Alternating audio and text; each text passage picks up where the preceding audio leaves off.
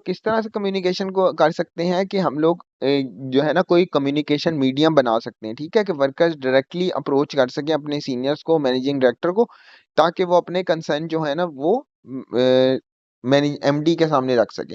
Second बात ये है कि एमडी को भी थोड़ा सा फ्लेक्सिबल होना पड़ेगा, थोड़ा सा टाइम देना पड़ेगा वर्कर्स को, ताकि जो है ना वो वर्कर्स उससे कम्युनिकेट कर सकें। तीसरी बात ये है कि उनको वर्कर्स के कंसर्न्स को प्रॉपर तरीके से उनकी जो है रिकमेंडेशन है उनको प्रॉपर तरीके से फॉलो करना होगा, ताकि वर्कर्स को लगे कि हाँ, जो एमडी है हमारी सेफ्टी का ख्याल रख रहा है, ताकि वो आके रिकमेंडेशन दें भी सही, ठीक है। तो इस तरह से कम्युनिकेशन जो है ना वो बेहतर होगी। अच्छा, MD is talking to the HSC about the audit, ठीक है, they are doing for animal word, the MD appear confused about the audit and inspection, ठीक है। अब हम लोगों ने एमडी कंफ्यूज है ऑडिट और इंस्पेक्शन के अंदर, और वेरी लास्ट लेक्चर में मैंने आपको डिफरेंसेस बताए हैं ऑडिट के और इंस्पेक्शन के, ठीक है। ऑडिट बेसिकली पूरी ऑर्गेनाइजेशन को इन्वॉल्व करता है, उसके सारे सीनियर मैनेजमेंट को इन्वॉल्व करता है। उसके बाद ऑडिट के अंदर हम सारी कंपनी की डॉक्यूमेंटेशन को चेक करते हैं, ठीक है, वर्कर्स के इंटरव्यूज करते हैं, ठीक है, और एट द एंड अपनी रिकमेंडेशन देते हैं, ठीक है। ऑन द अदर हैंड जो इंस्पेक्शन होता है वो छोटा बेबी होता है उसका ऑडिट का, ठीक है, जिसके अंदर हम सिर्फ जो है ना साइट में जो एक तरह का काम हो रहा है हम उसको इंस्पेक्ट करते हैं। इसके अंदर कोई हाईली कॉम्पिटेंट पर्सन इन्वॉल्व नहीं होता, नो इंटरव्यूज इन्वॉल्व, और इसके अंदर कोई डॉक्यूमेंटेशन का रिव्यू इन्वॉल्व नहीं होता, ठीक है। ये हमारा आखिरी जो लेक्चर था उसका टॉपिक है जो हमारे पेपर में आया वो, ठीक है। अब हमारा नेक्स्ट क्वेश्चन है, to help improve the FW future health and safety performance, the HSC recommend that formal health and safety management system be implemented, how will the centre benefit from the formal health and safety management system, ठीक है। अब जो है ना FW ने recommend किया था कि एक जो है ना formal health and safety management system जो है ना वो इम्प्लीमेंट होना चाहिए, ठीक है, जो कि इस कंपनी की हेल्थ एंड सेफ्टी परफॉर्मेंस को बेहतर करेगा, ठीक है। जिसके अंदर क्या क्या है, उसमें यह है कि हर वर्कर को जो है ना प्रॉपर ट्रेनिंग मिलनी चाहिए, ठीक है, जिसमें इंडक्शन ट्रेनिंग होती है कि उसने अपना काम किस तरह परफॉर्म करना है। सेकेंडली, जो हेल्थ एंड सेफ्टी पॉलिसी है वो प्रॉपरली डिस्प्लेड होनी चाहिए, ठीक है, हर हर जगह पे डिस्प्ले होगी ताकि वो वर्कर्स की इजी असेस के अंदर हो, ठीक है।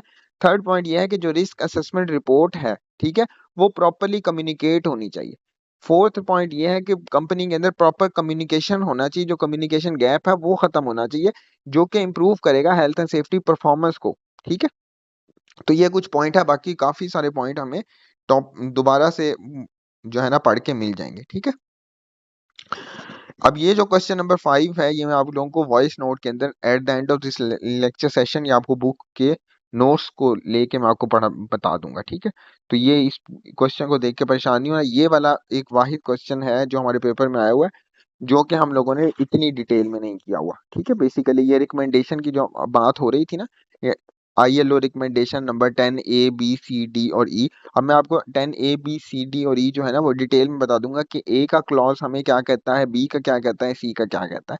तो ये मैं आपको एक स्लाइड के अंदर कवर कर लूंगा, ये हम लोग पढ़ लेते हैं अभी, ठीक है। Moving to the next question, what organisational factor might have negatively influence the health and safety, ठीक है, कौन से ऑर्गेनाइजेशनल फैक्टर थे, ठीक है, ये सेम वही बातें रिपीट हो रही हैं बार बार, ठीक है। ऑर्गेनाइजेशनल फैक्टर थी कि एमडी का बिहेवियर जो है ना वो बुरा था वर्कर्स के साथ, ठीक है, उसके अंदर poor health and safety policy थी, हेल्थ एंड सेफ्टी पॉलिसी का रिव्यू जो है ना वो 2018 के बाद नहीं किया गया था, इंडक्शन ट्रेनिंग नहीं प्रोवाइड की गई थी, कम्युनिकेशन गैप था, वर्कर्स के लेस कॉम्पिटेंट थे।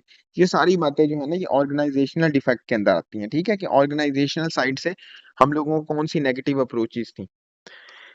अच्छा, अब जो है ना हम लोगों का आ गया रिएक्टिव मॉनिटरिंग मेथड, ठीक है। तो हम लोगों ने ये टॉपिक बहुत डिटेल में पढ़ा हुआ है कि दो टाइप की मॉनिटरिंग होती है हेल्थ एंड सेफ्टी के अंदर, जिससे हम लोग अपने सिस्टम को रिव्यू कर सकते हैं, देख सकते हैं, ठीक है। एक होता है एक्टिव मॉनिटरिंग, एक होता है रिएक्टिव मॉनिटरिंग। इस सिनेरियो में रिएक्टिव मॉनिटरिंग का वर्ड इसलिए यूज किया गया है क्योंकि एक्सीडेंट होने के बाद हम उसे रिट्रोस्पेक्टिव पैटर्न में हम पीछे जाके चीजों को देखेंगे, जो हमें इंडिकेट करेंगी कि ये एक्सीडेंट हुआ क्यों। ठीक है, अब उस जो है ना, इस टॉपिक को खैर हमने बहुत डिटेल में पढ़ लिया, मैं फिर भी दोबारा बता देता हूँ कि रिएक्टिव मॉनिटरिंग मेथड में हम लोग जो है ना हेल्थ एंड सेफ्टी सिस्टम को चेक करने के लिए कौन कौन सी चीजों का रिव्यू करते हैं। ठीक है, एक जो है ना कंपनी के एक्सीडेंट्स का रिकॉर्ड हम देखेंगे। सेकंड में हम लोग देखेंगे कंपनी में जो नियर मिसेस हुए हैं, इंसिडेंट्स हुए हैं, उनका रिकॉर्ड देखेंगे। थर्ड नंबर पे कंपनी के अंदर सिकनेस या एब्सेंटी रिपोर्ट्स जो हैं वो देखेंगे। वर्कर्स की कंप्लेन देखेंगे। ठीक है, उसके अलावा वर्कर्स और स्टाफ टर्नओवर जो है कंपनी में कितना रहा है वो देखेंगे। ठीक है, ये सारी हमें रिएक्टिव मॉनिटरिंग मेथड बता देगी कि अगर स्टाफ टर्नओवर ज्यादा होगा या जो है ना एब्सेंटी रिपोर्ट ज्यादा होंगी, कंप्लेन ज्यादा होंगी, तो हमारा हेल्थ एंड सेफ्टी जो मैनेजमेंट सिस्टम है वो प्रॉपरली वर्क नहीं कर रहा। ठीक है, ये था लैगिंग मॉनिटरिंग मेथड या रिएक्टिव मॉनिटरिंग मेथड, जो हम बहुत डिटेल में पढ़ चुके हैं, हमारी स्लाइड्स में मौजूद है। ठीक है, identify the incident content. Task number 8 है the HSE has advised the FW that the induction is required for the new employee. What information should be prioritized in the induction. ठीक है, तो अब जो है ना HSE ने रिकमेंड किया है कि जो न्यू वर्कर आ रहा है उसको इंडक्शन ट्रेनिंग देना लाजमी है, जरूरी है। ठीक है, तो इंडक्शन ट्रेनिंग हम लोगों ने अब ये पूछना चाह रहे हैं कि इंडक्शन ट्रेनिंग या इंडक्शन पैक के अंदर हमें कौन सी इंफॉर्मेशन शेयर होनी चाहिए। ठीक है, तो हम लोग ये टॉपिक बहुत ही डिटेल में पढ़ चुके हैं। ठीक है, हम मैंने डिटेल में आप लोगों को समझाया था कि जब भी किसी वर्कर को इंडक्शन ट्रेनिंग देते हैं तो सबसे पहले उसको कंपनी की हेल्थ एंड सेफ्टी पॉलिसी जो है ना वो प्रॉपरली नरेट की जाती है। ठीक है, सेकंड नंबर पे उसको ट्रेनिंग दी जाती है, टास्क स्पेसिफिक ट्रेनिंग, जो उसको टास्क देना है उसकी वो ट्रेनिंग लेता है। ठीक है, उसके बाद उसको रिस्क असेसमेंट का बताया जाता है। ठीक है, उसको यूज ऑफ पीपीईज का बताया जाता है, पर्सनल प्रोटेक्टिव इक्विपमेंट तुमने कैसे यूज करने हैं। ठीक है, ये बताया जाता है। ठीक है, उसके बाद उसको जो है ना एक कंट्रोल्ड एनवायरनमेंट में उसको चेक किया जाता है कि वर्कर अपना काम क्या कर रहा है। ठीक है, at the end of the day जब उसको पूरा काम समझा दिया जाता है तो उसको सुपरवाइज किया जाता है। ठीक है, तो ये सारी चीजें जो है ना हमारी इंडक्शन प्रोग्राम या इंडक्शन ट्रेनिंग के का पार्ट होती हैं। ठीक है, this is it, this is the end of your question session और एग्जाम, जो कि बहुत सिंपल था, सिर्फ बातों को मोल्ड कर करके पूछा हुआ है और ये सारी बातें हमें सिनेरियो में दी हुई हैं। ठीक है, बस वो कुछ पॉइंट्स हैं जो नेगेटिव पॉइंट्स हैं उनको हाईलाइट पहले कर लेना, और उन्हीं नेगेटिव पॉइंट्स की ना पॉजिटिविटी और नेगेटिविटी पूछी होगी, और वो ही एक एक तरह के क्वेश्चन बार बार रिपीट हो रहे होंगे। तो ऑलमोस्ट सारे क्वेश्चन थे वो एक ही पैटर्न पे थे, सारों के ऑलमोस्ट आंसर भी एक ही तरह के थे। ठीक है, बस बातों को और तरह से मोल्ड कर करके पूछा हुआ था, और ये सारी बातें हम अपने लेक्चर्स में कवर कर चुके हैं। चलें, if you have any question please ask. अगर कुछ बात पूछनी है, कोई चीज समझ नहीं आए तो आप मेरे से पूछ सकते हैं। नो क्वेश्चन, चलें ठीक है। No sir, thank you.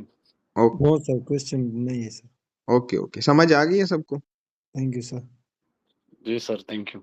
Yes sir. Okay ठीक है, अल्लाह हाफिज।